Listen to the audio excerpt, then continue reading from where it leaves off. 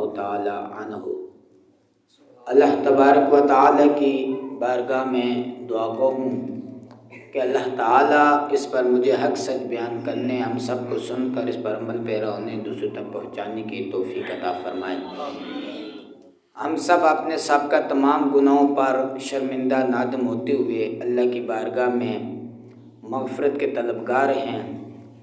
اللہ تبارک و تعالی اس ماہ مقدسہ کے صدقے سے جمعۃ المبارک کے وسیلے سے ہم سب کی بخشش و مغفرت فرمائے۔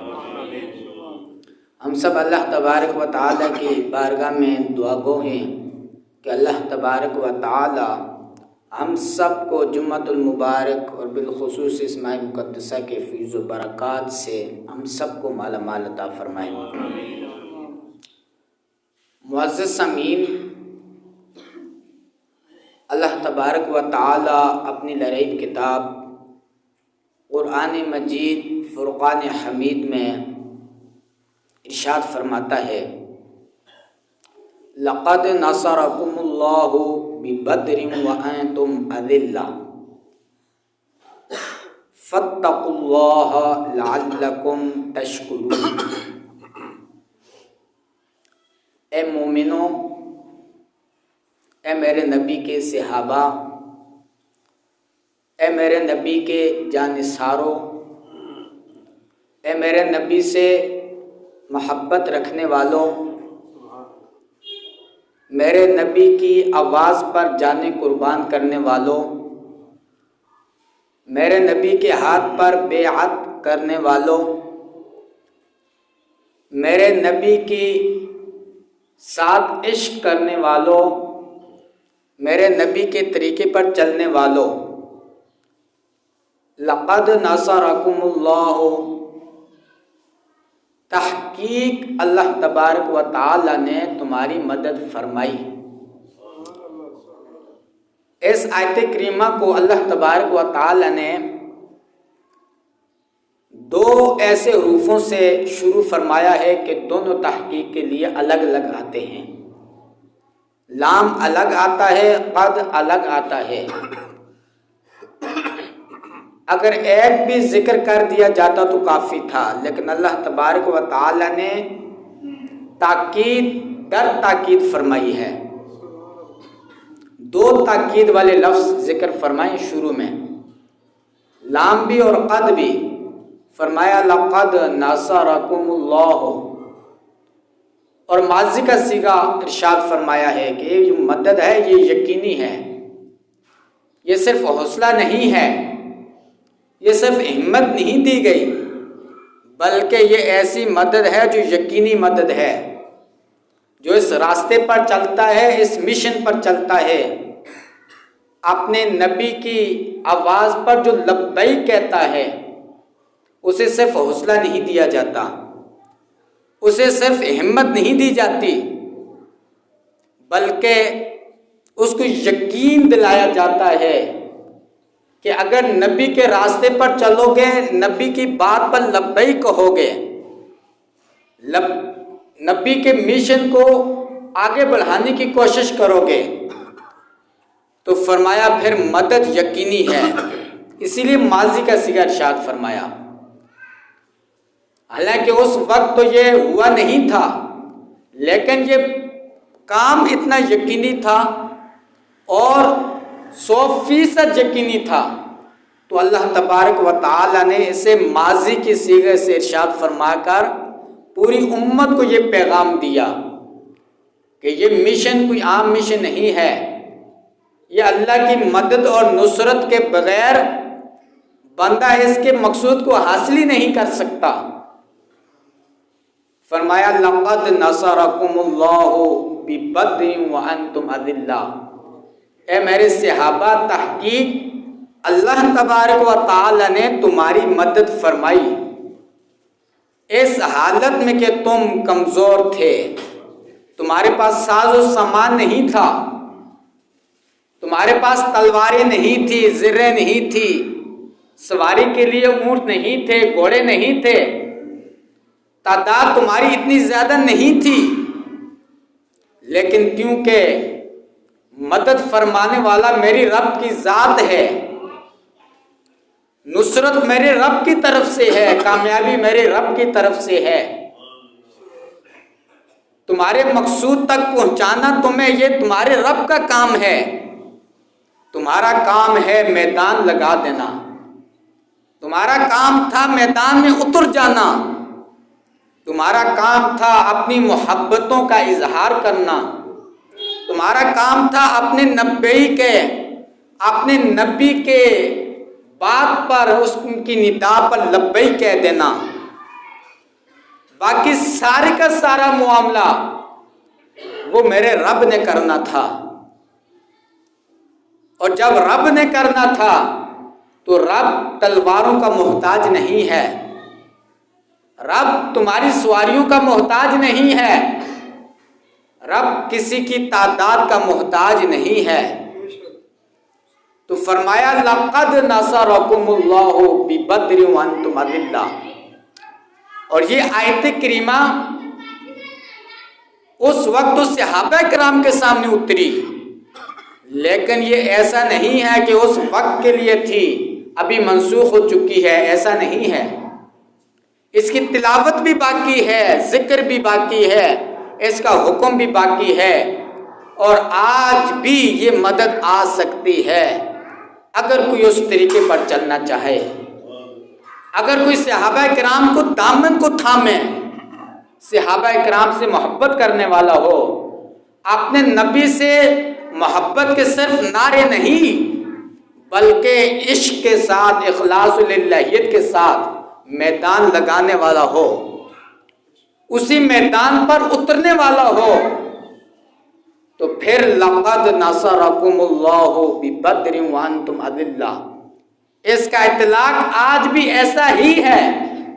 جیسے صحابہ کرام کے دور میں تھا۔ افغانستان ہمارے سامنے ہے، تعداد میں کم، اسلحہ کے اعتبار سے کم، مال و دولت کے اعتبار سے کم، لیکن سپر پاور امریکہ کو، جس کا تکبر پوری دنیا کے سامنے تھا، لیکن جب مسلمانوں نے للکارا، جب ان لوگوں نے للکارا جو صحابہ کرام کے طریقے پر تھے، جو اپنے نبی پر جانیں فدا کرنے والے تھے، جنہوں نے کفن اپنے سر پہ باندھا ہوا تھا،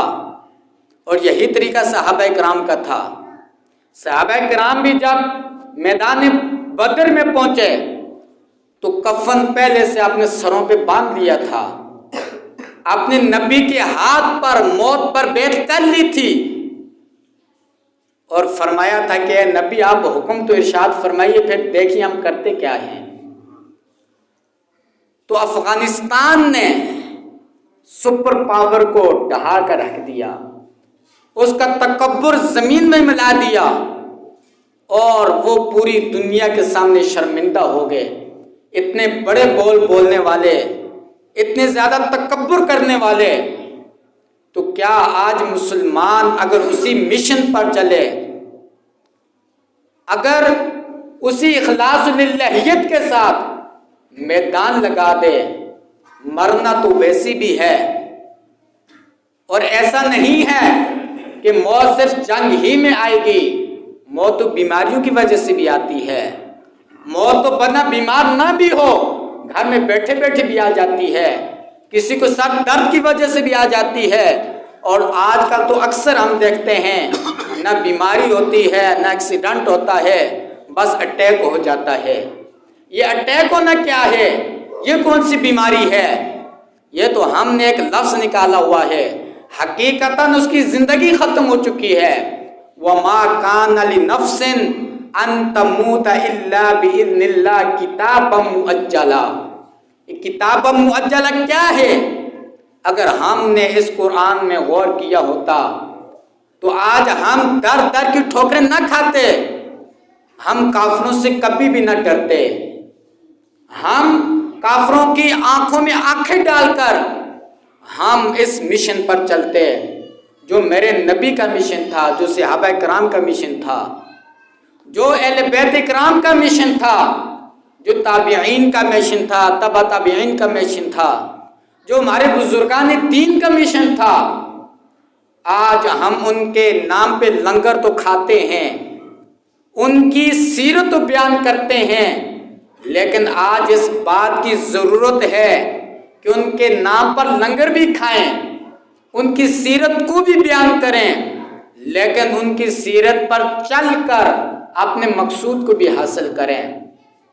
فرمایا لقد نصرکم اللہ ببدر وانتم اذلہ۔ حضرت خالد بن ولید رضی اللہ تعالی عنہ جاتے جاتے بڑا کمال کا جملہ ہمیں عطا فرما کے گئے ہیں۔ فرمایا کہ جو موت سے ڈرتے ہیں ایسے بزدلوں کو میرا پیغام سنا دینا۔ آپ رضی اللہ تعالیٰ عنہ فرماتے ہیں کہ میں بڑی بڑی جنگوں میں شریک ہوا،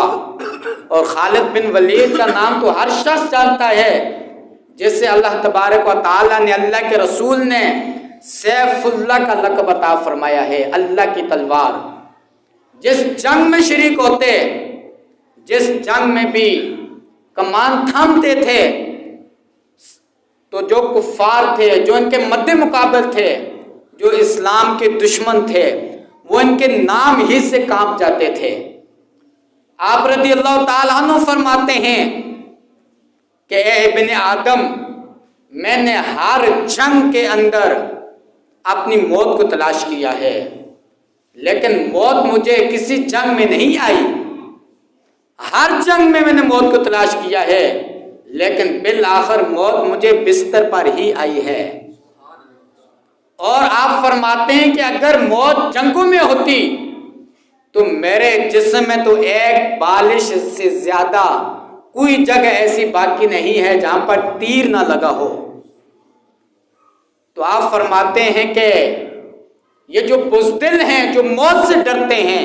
ان کو جا کر میرا یہ پیغام لازمی دے دینا۔ اور آپ کے مزار اقدس پر یہ جملہ آج بھی ایسی ہی لکھا ہوا ہے۔ تو فرمایا لقد نصرکم اللہ ببدر وانتم اذلہ۔ صحابہ کرام نے بڑی قربانیاں دی ہیں۔ آج صحابہ کرام کے اوپر بک بک کرنے والے وہ اس بات کا جواب کبھی نہیں دے سکتے، وہ اس آیت کریمہ کو کبھی نہیں جھٹلا سکتے کہ وہ صحابہ کرام کبھی امیر معاویہ کے بارے میں بکواس کرتے ہیں، کبھی ابو سفیان کے بارے میں بکواس کرتے ہیں، جہاں ان کو موقع ملتا ہے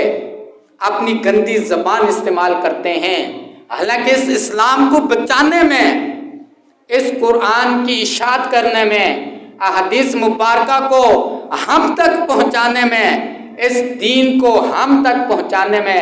سب سے پہلا جو کردار ہے وہ صحابہ کرام کا ہے۔ بڑے بڑے دجالوں کا مقابلہ کیا، بڑے بڑے کذابوں کو نیست و نابود کر دیا، ان کا نام و نشان ختم کر دیا، ان کا جو تکبر تھا، جو آسمانوں کو چھو رہا تھا، وہ اسفل السافلین میں ملا دیا۔ میرے آقا صلی اللہ علیہ وسلم نے جب سے تبلیغ کا آغاز کیا تھا، مسلسل کافر آپ پر ظلم کرتے رہے، صحابہ کرام پر ظلم کرتے رہے، آپ کو تپتی ریت پر لٹاتے رہے، ان پر کئی کئی ٹن کے وزن پتھر رکھتے رہے، اور جتنی ان کی کوشش تھی، جتنی ان کی طاقت تھی، اپنی طاقت سے بڑھ کر صحابہ کرام پر ظلم کرتے رہے۔ لیکن میرے آقا صلی اللہ علیہ وسلم 15 سال تک اس جبر کو برداشت کرتے رہے، ان کے اس غضب کو برداشت کرتے رہے، اور آپ ان کو موقع عطا فرماتے رہے کہ یہ کافر ابھی سمجھ جائیں گے، باز آ جائیں گے، اپنی حرکتوں سے پیچھے ہٹ جائیں گے، اللہ کی بارگاہ میں توبہ اور استغفار کر لیں گے، اللہ کی بارگاہ میں اپنا سر جھکا لیں گے۔ لیکن بالآخر جب وہ باز نہیں آئے، وہ مسلسل آپ پر اذیت کرتے رہے۔ ان کافروں کا ظلم تو دیکھیے آپ، ہجرت پر کس نے مجبور کیا؟ یہ وہی کفار تھے جنہوں نے میرے آقا کو بھی مجبور کیا کہ آپ ہجرت فرمائیں، صحابہ کرام کو بھی مجبور کیا کہ وہ ہجرت کریں، صحابیات کو بھی مجبور کیا کہ وہ ہجرت کریں، اور ہجرت بھی کس انداز سے کریں کہ اپنے گھر بھی چھوڑنے پڑے، اپنی مال و دولت بھی چھوڑنی پڑی، اپنی پوری دنیا کا جو سرمایہ تھا، جس پر پوری دنیا چلتی ہے، جو ظاہری اسباب ہوتے ہیں، ظاہری وسائل ہوتے ہیں، اور ظاہری جو سبب ہوتے ہیں زندگی گزارنے کے، وہ تمام کے تمام میرے نبی کو بھی، صحابہ کرام کو بھی، صحابیات کو بھی سب کے سب ترک کرنے پڑے۔ یہ اتنی بڑی قربانی آج کا کوئی مسلمان سوچ سکتا ہے؟ اور پھر ہم انہی کی شان بیان کرنے کے بجائے ان کی شانوں میں ہم کیڑے نکالیں، اور ان کے جو اپنے کے مشاجرات ہیں ہم ان پر بحث کریں۔ ہم کون ہوتے ہیں؟ صحابہ کرام کا فیصلہ کرنے والے۔ صحابہ کرام نے اپنے فیصلے خود کر گئے، میرے نبی کر گئے، اور اللہ نے ان کی شان بیان کر دی ہے۔ اللہ نے قرآن میں ان کی سند بیان فرما دی ہے، رضی اللہ عنہم ورضوا عنہ، اللہ ان سے راضی ہے اور وہ اللہ سے راضی ہیں۔ وَكُلًّا وَعَدَ اللَّهُ الْحُسْنَى، اللہ نے تمام کے تمام صحابہ کرام کے ساتھ حسن وعدہ فرمایا ہے۔ یہ حسن وعدہ کیا ہے؟ جنت ہے۔ تو اللہ تبارک و تعالی نے صحابہ کرام کو ایسی سند عطا فرمائی ہے کہ آج جو بھی ان کی شان میں بے ادبی کرتا ہے اور جو بھی ان کی طرف تھوکنے کی کوشش کرتا ہے تو وہ تھوک اسی کے چہرے پر آتا ہے، وہ گندگی اسی کے چہرے پر لوٹتی ہے، وہ لعنت اسی کے گلے میں آ پڑتی ہے، اور ہمیشہ کے لیے وہ ذلیل و خوار ہو جاتا ہے۔ اور ایسے شخص کو پوری امت اپنی جوتی کی نوک پر رکھتی ہے اور ایسا جھٹلاتی ہے کہ وہ اپنا منہ بھی چھپاتے ہوئے پھرتا ہے، پھر اسے کمرے سے باہر آنے کی کبھی بھی جرت نہیں ہوتی، کسی عالم کے سامنے بیٹھنے کی کبھی بھی جرت نہیں ہوتی۔ فرمایا لقد نصرکم اللہ ببدر وانتم اذلہ، یہی وہ کفار ہیں کہ میرے آقا کے اوپر ظلم کرتے رہے، صحابہ کرام کے اوپر ظلم کرتے رہے۔ شعب ابی طالب میں 3 سال تک آپ کو قید رکھا گیا، کھانے کو کچھ نہیں دیا، پینے کو کچھ نہیں دیا، لیکن یہی وہ میرے نبی ہیں، سب کچھ برداشت کر رہے ہیں۔ میرے نبی کے اہل بیت ہیں، گھر والے ہیں، وہ برداشت کر رہے ہیں۔ یہی وہ صحابہ کرام ہیں جو برداشت کر رہے ہیں، لیکن میرے آقا پھر بھی درگزر کرتے رہے۔ یہی وہ کفار ہیں، یہی وہ یہودی نصرانی مشرک ہیں جنہوں نے میرے آقا صلی اللہ علیہ وسلم پر طائف کے اندر پتھر برسائے، لیکن میرے آقا نے اس کے بدلے بھی انہیں دعائیں عطا فرمائی۔ لیکن کب تک برداشت کرتے؟ جب حد سے باہر نکل گئے یہ کفار، جب ان کو یہ سمجھ نہیں آئی۔ پنجابی کے اندر ایک مشہور جملہ ہے کہ میں شرم کے مارے اندر بڑھیے تو سمجھے میری کو تو ڈریے۔ تو میرے آقا صلی اللہ علیہ وسلم کا جو معاملہ تھا وہ تو اللہ کی رضا چاہتے تھے، وہ تو یہ چاہتے تھے کہ شاید یہ امت ہدایت پر آ جائے، شاید ان کافروں کو کوئی سمجھ آ جائے، لیکن جب یہ نہ سمجھے تو اللہ نے فرمایا وَحَرِّضِ الْمُؤْمِنِينَ عَلَى الْقِتَالِ، اے میرے نبی اب جنگ کی تیاری کیجئے، اب لَكُمْ دِينُكُمْ وَلِيَ دِين والا معاملہ نہیں چلے گا کہ تمہارا دین تمہارے لیے، ہمارا دین ہمارے لیے۔ اب ان کی گردنیں اڑا دو، اب یہ تمہیں جہاں بھی ملے ان کو ختم کر دو، ان کا نام و نشان ختم کر دو، ان کا غرور مٹی میں ملا دو۔ اور پھر یہ وقت آیا کہ جب یہ بڑے تکبر کے ساتھ ابو سفیان کے قافلے کے تعاقب میں میرے آقا نکلے، لیکن جب وہ بچ کر نکل گیا، کیونکہ ہمارا ہی مال ہم پر استعمال کرتے تھے، ہماری دولت ہم پر استعمال کرتے تھے، میرے آقا نے فرمایا کہ یہ کب تک کرتے رہیں گے؟ اے میرے صحابہ آج چلتے ہیں، ابو سفیان آ رہا ہے، اس کا تعاقب کرتے ہیں، اور ان کو سمجھائیں کہ اگر انسان کے بچے بن کر چلنا ہے تو انسان کے بچے بنو، جیسے ہم تمہارے ساتھ رویہ رکھتے ہیں ایسا رویہ ہمارے ساتھ بھی رکھو، لیکن اگر جنگ ہی کرنی ہے تو پھر میدان لگا دو میدان، اور اگر تم نے امن سے رہنا ہے پھر معاہدہ کرو۔ لیکن ابو سفیان نے راستہ بدل کر دوسری جانب سے چلا گیا۔ ابو جہل کے پاس پیغام پہنچتا ہے، ابو جہل تکبر میں آ جاتا ہے اور وہ کہتا ہے نہیں اب ہم نے پیچھے نہیں ہٹنا، ہم نے صحابہ کرام کو نہیں چھوڑنا۔ جب وہ معلومات کرتا ہے کہ صحابہ کرام ہے کتنے ہیں، بتایا جاتا ہے صرف 313 ہیں، ساز و سامان بھی نہیں ہے، کھانے پینے کے لیے بھی کچھ بھی نہیں ہے۔ تو ابو جہل کہتا اپنے ساتھیوں سے، اپنے چیلوں سے کہ ان کے ساتھ صبح جنگ کرنے کی ضرورت نہیں ہے، ایسا کرتے ہیں کہ ہر شخص ایک ایک شخص کو پکڑے اور اپنے اونٹ پر ایک ایک کو باندھ لے، اور مکہ میں جا کر ہم سوچیں گے کہ ان کے ساتھ ہم نے کیا کرنا ہے۔ لیکن لقد نصرکم اللہ ببدر وانتم اذلہ، میرے آقا پوری رات اللہ کی بارگاہ میں سجدہ کرتے رہے اور اپنی اللہ کی بارگاہ میں عرض کرتے رہے، اے میرے رب اگر آج تو نے مدد نہیں فرمائی اور یہ تیرے صحابہ اگر اس سرزمین سے ختم ہو گئے تو پوری سرزمین پہ تیرا نام لینے والا کوئی نہیں ہوگا۔ اور جب میدان لگا تو اللہ تبارک و تعالی نے 1000 فرشتے بھیجے، پھر 3000، پھر ان کو بدل کر 5000 کر دیے، اور صحابہ کرام ایسے تلوار اٹھاتے گردن کافروں کی وہاں جاتی۔ اور پھر وہ وقت مسلمانوں نے دیکھا اور پوری امت نے دیکھا، اور آج بھی امت اس واقعہ پر بڑی فخر کرتی ہے، اور کافر بھی جب سنتے ہیں تو لرز جاتے ہیں۔ ان کا تکبر اس وقت بھی مٹی میں مل چکا تھا اور آج بھی مٹی میں مل گیا ہے، اور وہ کافر اسی بات سے ڈرتے ہیں اگر یہ اسی مشن پر چل پڑے اور اگر اسی اخلاص للہیت پر آ گئے تو پھر ہماری جینے کی کوئی جگہ باقی نہیں رہے گی، پھر ہمیں دنیا میں کوئی سوراخ ہمارے لیے نہیں میسر ہوگا جس کے اندر ہم چھپتے پھریں۔ میرے آقا صلی اللہ علیہ وسلم نے، صحابہ کرام نے اپنی ایسی محبت کا اظہار کیا کہ بڑے بڑے کافروں کو مٹی میں ملا دیا، اور میرے آقا نے جو صحابہ کرام کو رات ہی میں خوشخبری دی تھی، اے میرے صحابہ آپ کو صبح ابو جہل کی لاش یہاں سے ملے گی، عتبہ کی لاش یہاں سے ملے گی، شیبہ کی لاش یہاں سے ملے گی، امیہ کی لاش یہاں سے ملے گی۔ صحابہ کرام نے اپنی آنکھوں سے دیکھا کہ وہ کفار وہیں پہ پڑے ہوئے تھے، بڑے تکبر میں آئے تھے اور واپس ذلیل و خوار ہو کر گئے۔ تو لقد نصرکم اللہ ببدر وانتم اذلہ، کامیاب شخص وہی ہے جو صحابہ کرام کے طریقے پر چلے گا، جنت اسی کے لیے ہے، اچھی قبر اسی کے لیے ہے جو صحابہ کرام کے طریقے پر چلے گا۔ اللہ تعالی ہم سب کو عمل کی توفیق عطا فرمائے۔ وما توفیق